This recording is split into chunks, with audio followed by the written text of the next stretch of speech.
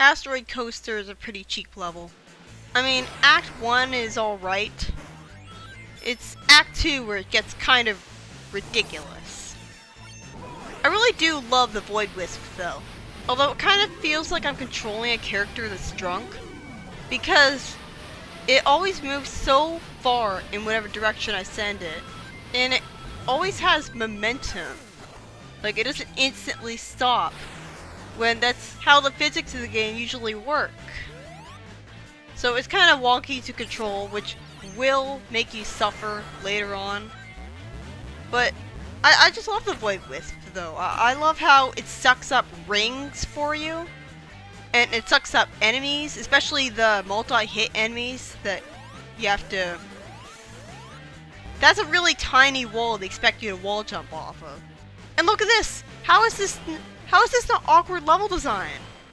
You fall so stiffly to the left after doing that. Of course you're gonna have a hard time landing on those tiny platforms. If you just walk into the fans without being Void Wisp, you're gonna get hurt. So, keep that in mind. I mean, it makes sense. Like, Sonic walks into a spinning fan, of course he's going to die. I'm not really sure why the same doesn't apply to the Void Wisp, though. I guess it's a sort of corporeal, immaterial thing. I don't know, the Wisps are weird. It's cool how they're literally stated to have magical powers in the Wii version. So, it's like the Sonic series actually acknowledging that it has actual magic in it, rather than calling it a different name, like Chaos Energy, pretending that that's not magic, it's just Chaos Energy. No, the Wisps, they're magic. So, they're actually honest this time around. That's the main thing that's going to be killing you in this part of the level. In all of the level, in fact. It's the green acid. Like, that's going to be killing you a lot. This is also a zone that's pretty stingy on the checkpoints. So, there's that to deal with. Like, you can constantly be annoyed at how you have to constantly repeat stuff that you already did, because you get set back so far. How is that good game design? Like, you get stuck bouncing between two springs. That's, like, I thought I was rid of that after I left the classic Sonic games. And of course you have an enemy that can electrify itself. And you have to time stomping or jumping to get past it. There's three different times where you're expected to slide in this level. And again, sliding is such a bad thing to force you to do in a 2D Sonic game where the walls are just going to instantly come up on you before you can react to them. You don't necessarily need to rely on that electrifiable enemy to do the homing attack chain, because you can just soar over it and homing attack the other one. Look at that! How are you supposed to know that you're expected to slide there while you're being chased by the insta-kill robot? I mean, I guess the fact that you're being chased by essentially a fossilized dinosaur head is a pretty unique and memorable set piece to the level. But having it suddenly be insta-kill, even if you're using invisibility code, like, that's pretty harsh. Although I never found myself being as annoyed and enraged with Asteroid Coaster as I was with, like, Pirates Island from Sonic Rush, Rush Adventure, or the final level of Sonic Rush, like, or Altitude Limits. These sections always make me nervous because I'm expecting for the track to suddenly run out, even though I'm trapped at the center of the camera on a 2D plane, so I can't see what's ahead of me, and so I'm expecting to instantly have to react, and then fall to my death because I didn't. But thankfully, these roller coaster sections are surprisingly merciful aside from that. How was I expected to know that I was going to be sent into a bottomless pit if I didn't jump in time? It's a good thing that's the only time they pull that on you. The Void Wisp moves so slowly that if you transform at a time like that, you're pretty much doomed. I was actually distracted there. Like, I was being given medicine, so that was actually not entirely my fault. But yeah, this is definitely a lot less frustrating than the roller coaster sections in the Wii version. But I just never really trusted these. They don't entirely work on a 2D plane either. It's a good thing that you can use the Void Wisp to completely soar over them. In Act 2, you can use the Laser Wisp to soar over these roller coaster sections. Although one time you're going to end up dying from that Laser Wisp because you end up bouncing off a wall that you have no way of knowing was coming up ahead of you. And yet, the next time you'll use the Laser Wisp, you will be rewarded for it. Yeah, Act 2 is definitely the hardest level in the game. It's not as annoying as the Dolphin level Rush Adventure though. But it has a lot of parts that are just blatant bad design. I remember when I first played this level, I rage quit right away because I missed the Void Wisp, and I wanted to be able to use it to skip over a roller coaster section. So I restarted the level very close into it.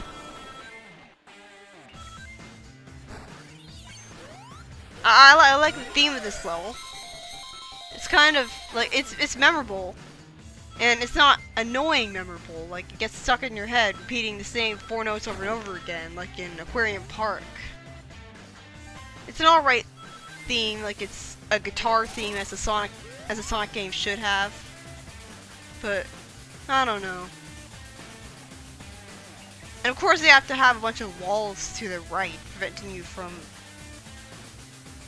progressing by soaring over it.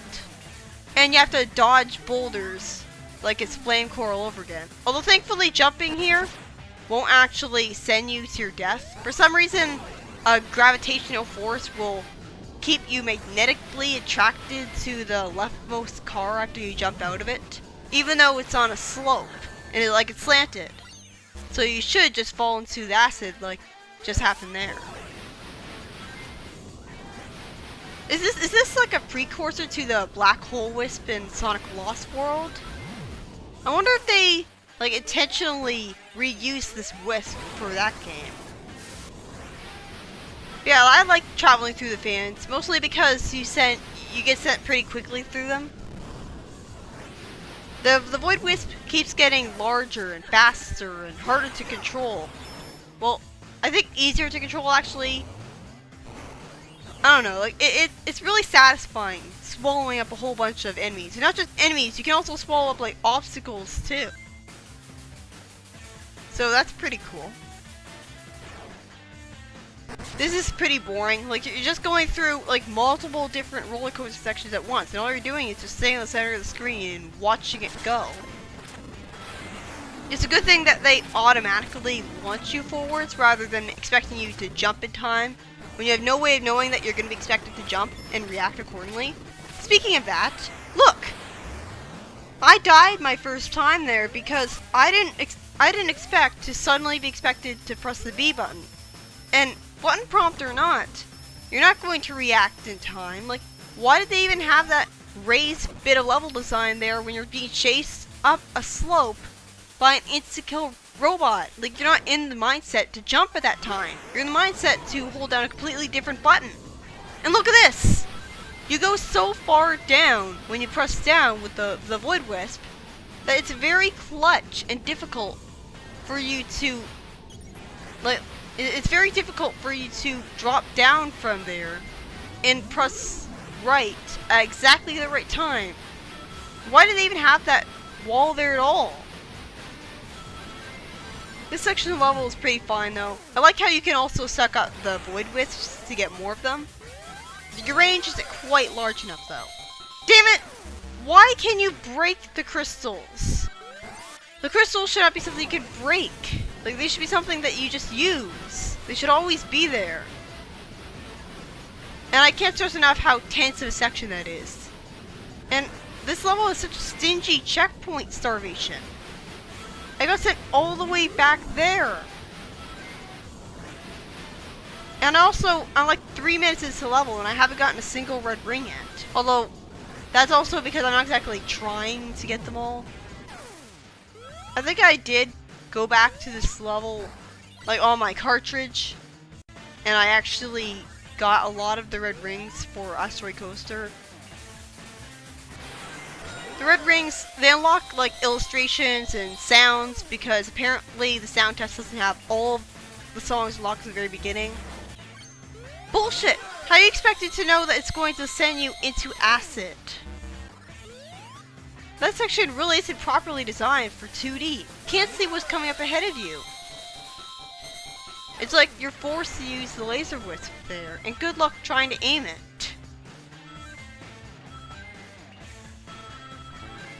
And again, loop-de-loops in a boost game are kind of redundant, because it's not like they give you a burst of speed or anything.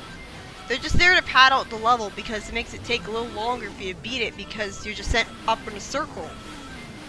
Loops are just there for a novelty in the boost games. Like, they used to be something that you looked forward to because they made you go faster. And look, another awkward section. What is this wall and this wall and this wall even doing here? I mean, this area is so precise. You pretty much have to very carefully time transforming. And then just hope that you time it right. And even then, you have such little wisp energy that you're guaranteed to run out of it. Like, you can easily run out of it. And it's a very precise challenge. It's a very badly designed part of the level. I don't know why they had so many of those walls there to the left. Why couldn't it just soar to the right? And of course, they have you navigate past 3 crusher blocks in a row here, like as if 2 wasn't bad enough with the slippery controls that you have. Like, I don't know. I don't think this level is very well designed. It's supposed to be challenging, but it's also in a cheap way. Like, of course you're gonna die from it. Like, especially on your first playthrough. And they have a gimmick with the roller coaster sections occasionally where you have to dodge like robot dinosaur heads, and you have to jump into different seats to do it. And occasionally, at one point, there's going to be 2 of them at once to dodge. It's surprisingly easy to dodge these guys, though. They also give you a lot of leniency. See? I think it's an instant kill, but I don't know, I've never actually gotten eaten by them before. But finally, the level's over.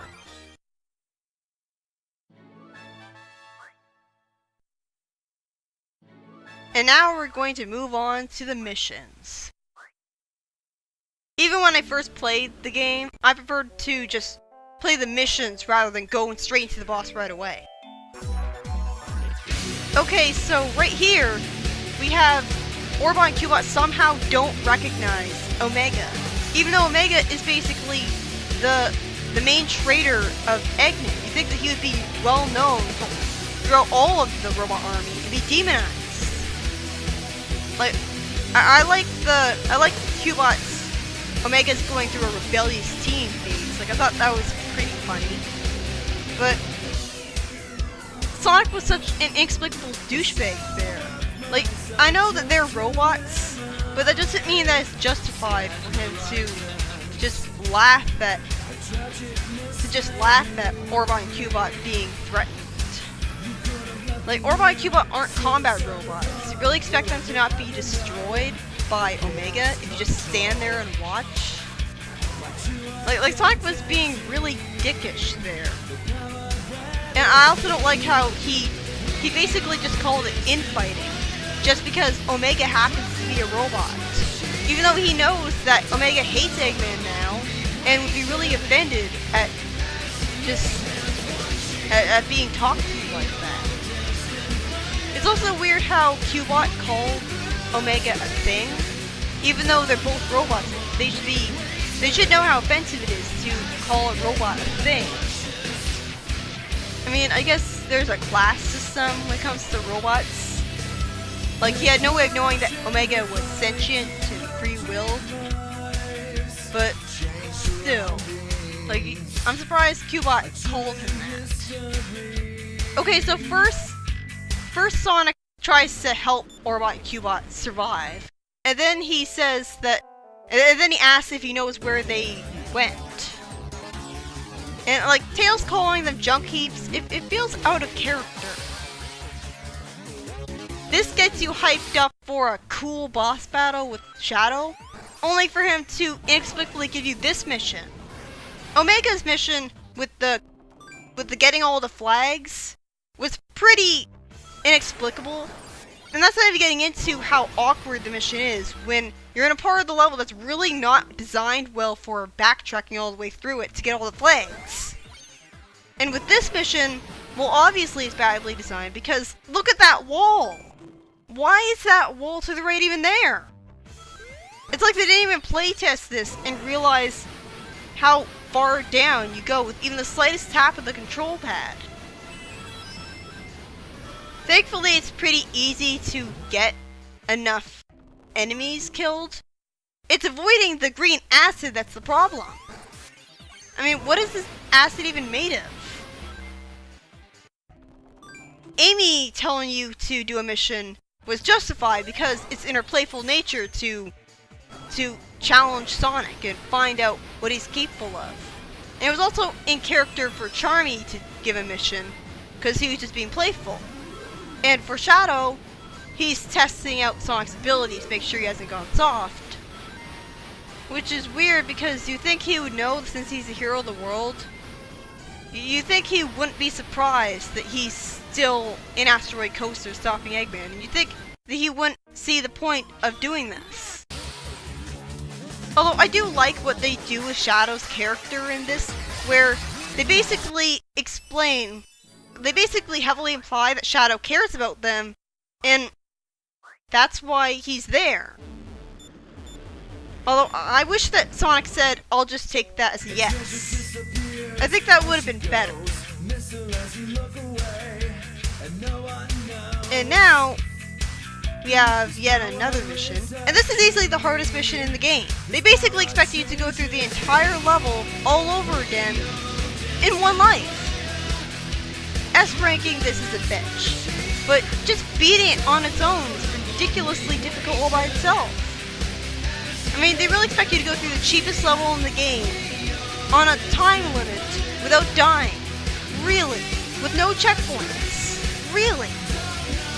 And spoiler alert, but beating this mission actually gives you plot crucial information, and not beating it causes the final boss to come completely out of nowhere. So, what? Who thought that was a good idea? Did that gold ring just ignore my presence?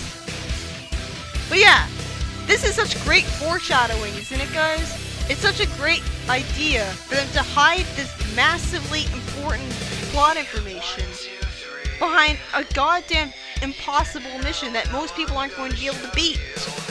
It's no wonder that the final boss of the game came out of nowhere to most people. It is good that Shadow and Omega are here because they're the only characters that would logically show up here. Like, it doesn't make any sense that any other characters would just take a leisurely walk in a wisp conversion factory. I don't understand why any of the characters would go here thinking they're actual rides to enjoy themselves in. Shadow and Omega are really just there. Well, why are they there? I mean, like, Omega is there to terminate robots, but what's Shadow doing there? Aside from testing Sonic. I don't know.